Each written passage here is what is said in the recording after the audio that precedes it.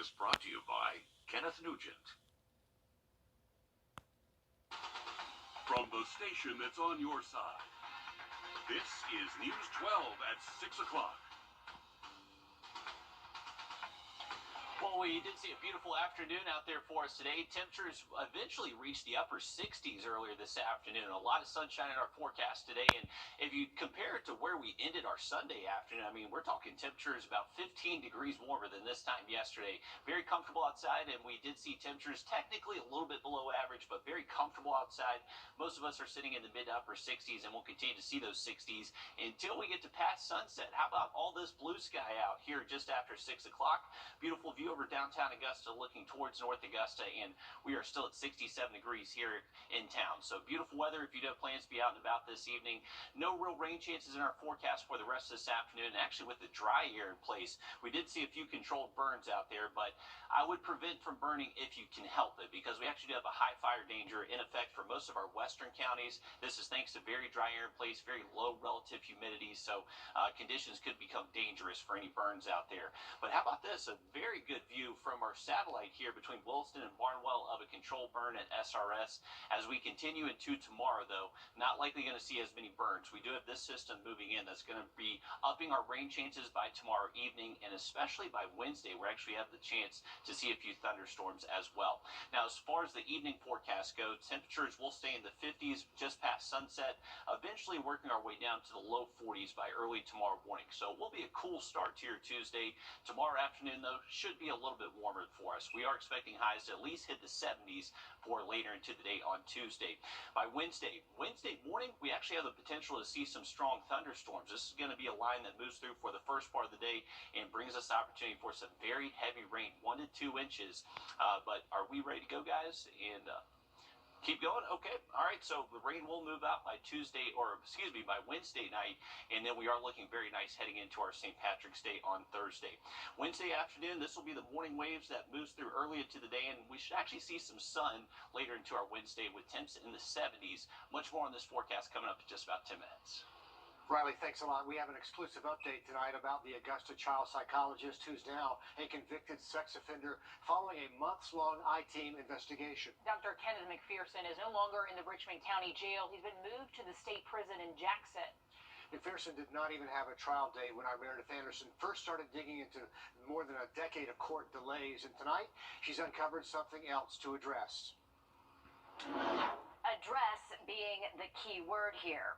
This is McPherson's brand new prison photo with the Georgia Department of Corrections. In court, shortly before he took this mugshot, both sides agreed. They told the judge on a place where McPherson could live when he gets out of prison. Now, it is the same place that he's been living since he got out on bond in 2011. The I-team did some checking, and it appears that address could violate Georgia's sex offender laws. We first noticed them months ago. The swing sets and playhouses, basketball goals and wagons, signs of children, next to actual signs announcing children, all nestled near the very house a judge ordered Kenneth McPherson to stay while out on bond, his parents' house on Ramsgate Road. 2 grand juries had indicted him on 7 felony counts of child molestation and 1 count of sexual exploitation of a minor.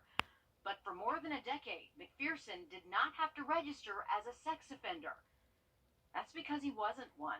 Technically, he was still innocent, but neighbors talk, and at the time, those with kids probably knew about his arrest. But then came the delays. An Augusta child psychologist, Free on bond for more than a decade. didn't have a trial date. Kept asking questions. Was this being swept under the rug on purpose? How could a case like this be delayed time and time again? After the I-team uncovered those, we started combing through property records and found 429 property sales in the Brynwood neighborhood.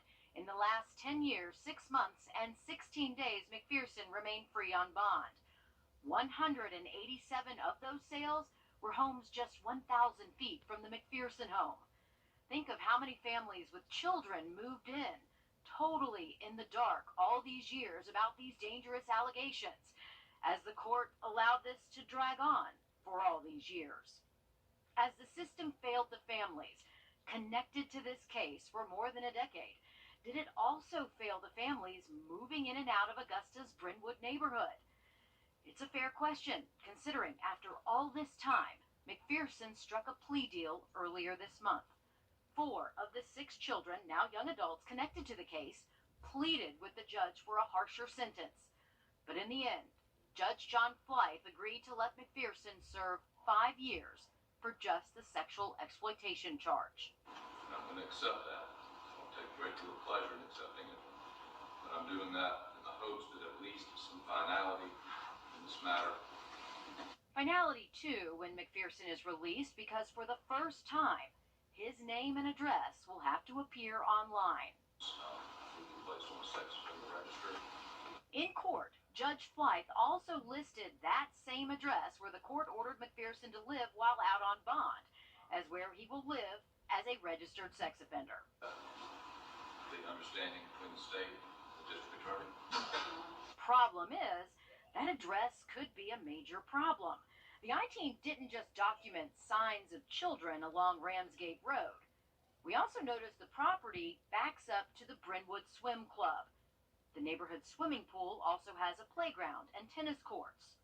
All appear to be within 1,000 feet of the McPherson home, which would mean, as a registered sex offender, McPherson couldn't legally live there. Could he? We first took that question to Augusta District Attorney Jared Williams, who would not answer us. Then Sergeant Caleb Lee with the Richmond County Sheriff's Office sent us to Pardon and Paroles. Pardon and Parole sent us to the Georgia Department of Community Supervision and to the GBI, who sent us back to Richmond County deputies, noting proximity measurements are handled by the sheriff's offices. But the GBI did offer this. Because the offense happened in 2011, here is the state statute when it comes to proximity measurements. Georgia law uses outer boundaries, so with that in mind, we use the measurement tool on Richmond County's Geographic Information System, and no matter how you slice it, even from the farthest points on the McPherson property, every measurement we took came back under 1,000 feet. We are still waiting on official confirmation, but for now, it appears Dr. McPherson might have to find another place to live when prison is no longer his home. McPherson is set to serve 5 years in prison, but lawyers reminded the judge he does get credit for time served. Back in 2011, McPherson did spend 156 days in jail. Meredith, thank you. One footnote, McPherson will also be on probation for 10 years after he's released. And thanks, finally, for some finality in this case.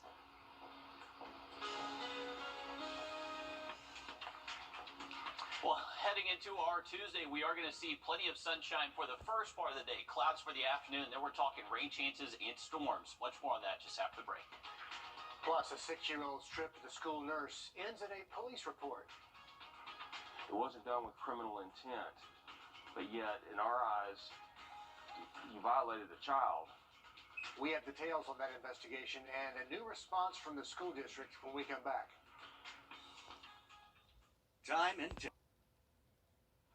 A new response to claims against a school nurse in Edgefield County. We're hearing from a couple tonight who claims the nurse violated their granddaughter during an office visit earlier this month.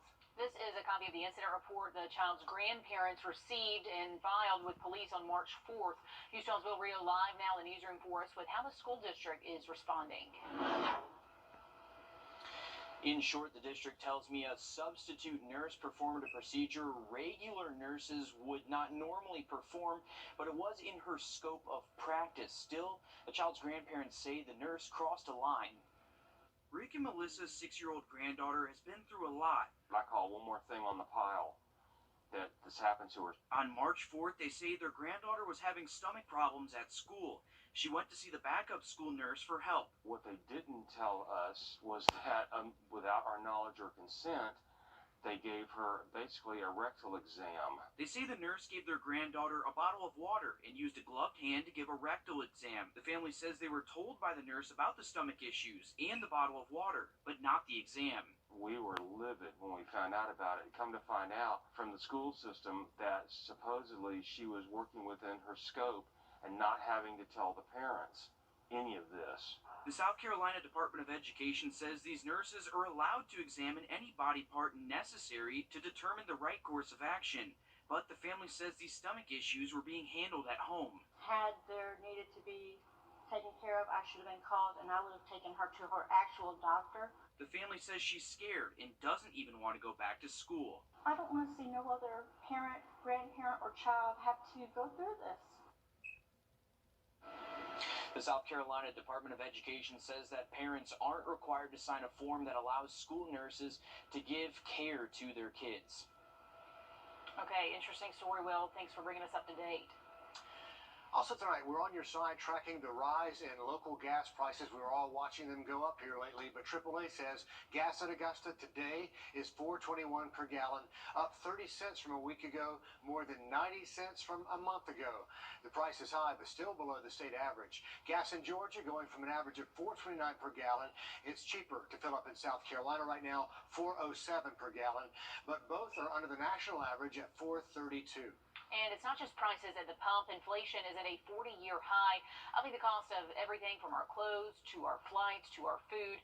News 12 Sloan O'Cone live now from the Kroger Shopping Center on Washington Road. And Sloan, you spoke with some local business owners that say they are just struggling to stay afloat right now.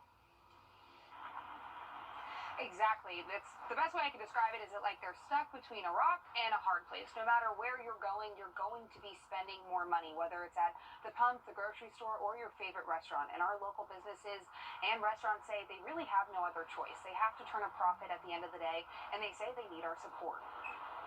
The small businesses are some of the hardest hit. Chicken Fingers has been open for about 4 years. Each year, the cost of goods have gone up. But now it's more than ever. The U.S. inflation calculator says food prices rose nearly 8% since last year, up 8.6% for groceries and 6.8% higher for eating out. Yesterday, chicken prices were up for my particular product over 48%.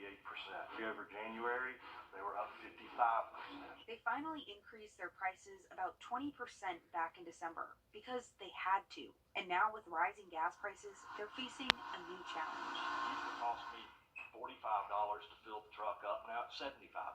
So now I've got to sell either an extra 15, 20 plates of food to cover that cost. From staff to operating costs, running their food truck used to be cheaper than having a brick and mortar store. Something all too familiar for Cozy Cup Coffee.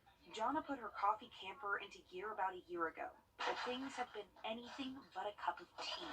When I first started, supplies were probably about half the cost. Thought a camper would be cheaper and able to go anywhere, but it has its mile limits. Either she has to turn down the business, set a time minimum, or gas charge to make it worth it. It definitely is hard. And both businesses emphasize that they love doing what they do, and they love serving their community. And right now, they really need y'all's support. The gas tax suspension bill also has made its way through the House. Right now, it's on its way to the Senate. Governor Kemp says if it does pass, he does plan on signing it, and that would save us temporarily an extra 29 cents at the pump. At a time when regular families are cutting back too, everyone needs support. It's a real mess out there, Sloan. To weather now, let's have a live look outside the Calhoun Expressway there, the Augusta Canal, and the Butt Memorial Bridge, and check in with First Alert Chief Meteorologist Riley Hale. And Riley, what a warm-up today from that cold weekend. I know it, Richard. We actually did set a record low Sunday morning, got all the way down to 18 degrees, believe it or not. This morning was cold again. We actually did wake up in the upper 20s, but that'll be the last freeze we see, at least for the rest of the week. It does look warmer for us. We did see plenty of sunshine this afternoon. No rain to talk about on Doppler Max radar this evening, but look off towards our west. This is going to be our next system heading our way, bringing us high rain chances by tomorrow evening and especially on Wednesday as well. The showers are starting to build along the Mississippi River Valley and only going to be heading our way heading into tomorrow. And it looks like as far as rain totals go, should be a good bit, folks. Likely over an inch for most of the area, and most of that heavy rain threat will be falling on Wednesday. This is actually going to be thanks to that area of low pressure that will bring us a line of thunderstorms starting early Wednesday morning and on and off just kind of waves of showers at least through Wednesday night. Luckily by Thursday though, for any St. Patrick's Day plans, looking completely dry and warm as well. High temperatures into the 70s.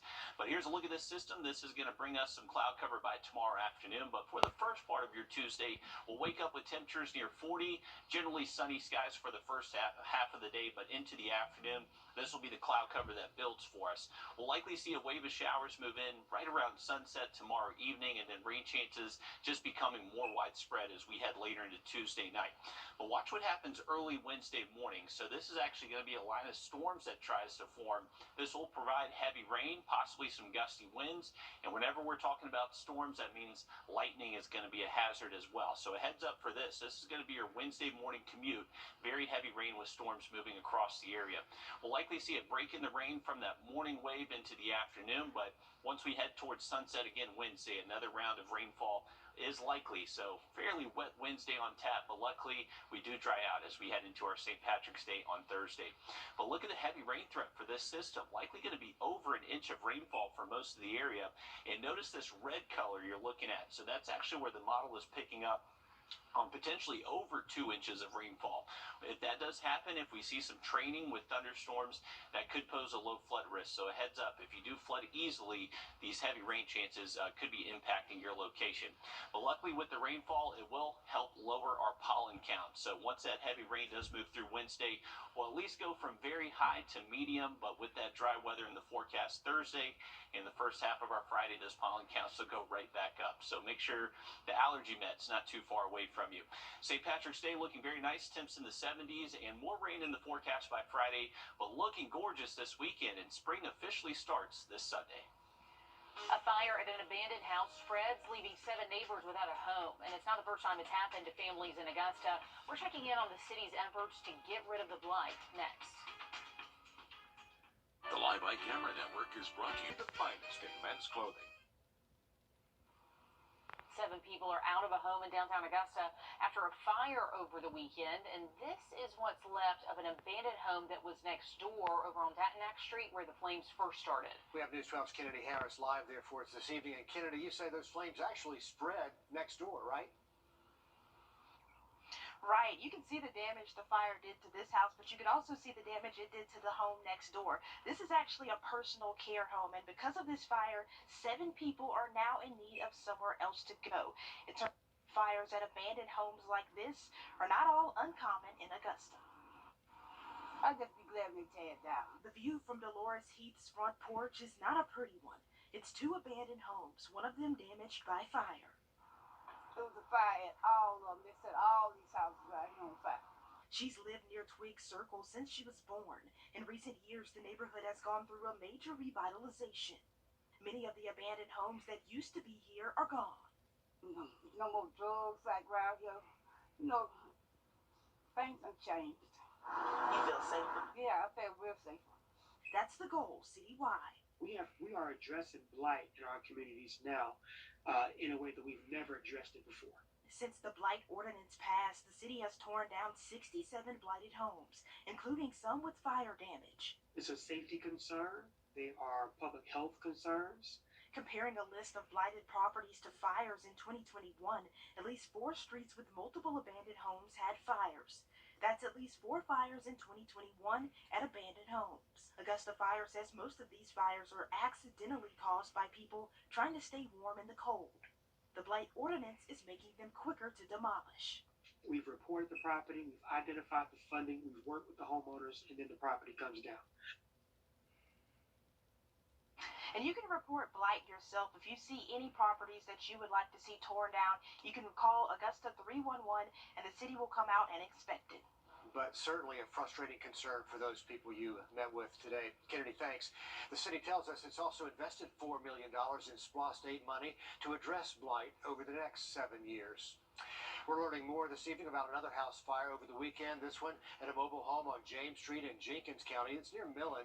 We're told a son woke up to a fire at his feet. He then woke up his mom. They both made it out of that place safely. The firefighters say the boy had burns on his feet and hands, airlifted to the burn unit here at Doctors Hospital for treatment. Investigators are still looking into what caused the fire, but they say the home may be in too bad of shape to actually find out much more.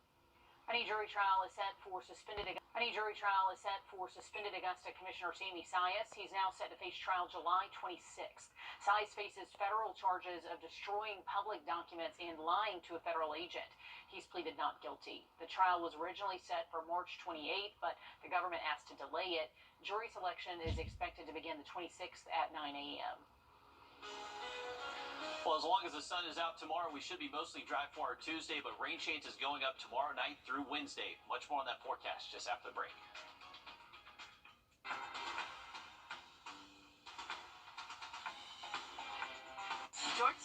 Zysol. Take Zysol at night.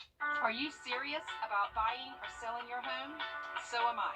I'm Venus Morris Griffin, Vice President and Associate Broker at Maybaum Real Estate. Call or visit my website at venusgriffin.com and let's find your dream home today.